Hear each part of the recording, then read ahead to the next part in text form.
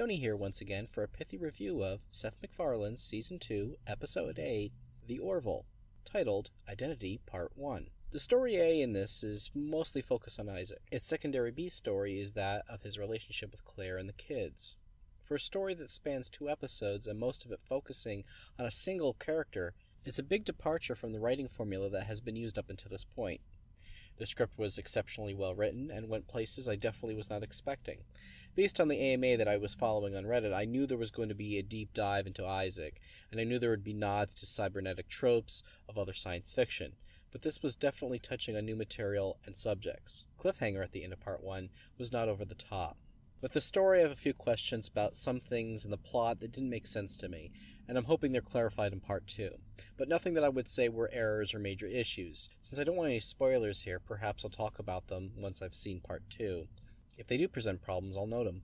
The kids reacted in unexpected but realistic ways to the relationship of their mother has with Isaac, as well as dealing with their own attachment. Not too spiteful or emo-ish. So the acting for this episode was good all around, even with the child actors. Thus far, I think this episode has the best visuals we've seen in the series. It's pretty clear that this episode is being considered valuable to the overall series with the level of attention it's getting in the story and budget. Like everything else thus far, the soundtrack has some of the best orchestrations.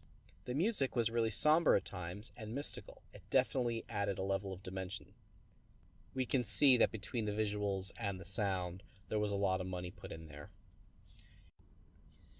In regards to the editing and directing, as amazing as the story was, I did have issue with the pacing, which presented the character of Dr. Claire Finn as slightly manic with their cuts.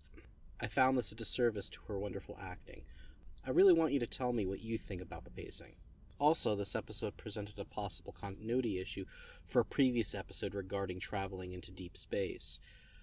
But since the series is episodic, it doesn't present a problem within the episode. Additionally, there could have been other episodes that were intended to be aired prior to this episode. Obviously, in syndication, this is a minor issue that is completely moot.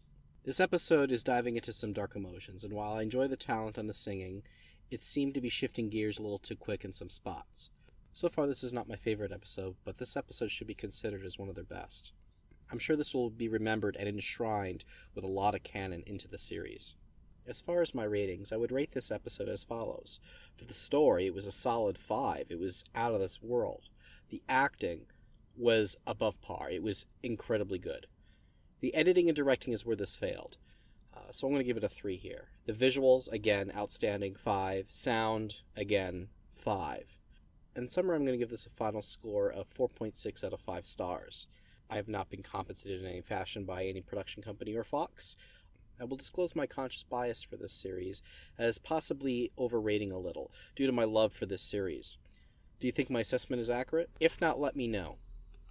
I want to improve the quality of my content, but I really need your help reaching my first 1,000 subscribers. And if you contribute to the comments below, we will make our community a little bit stronger.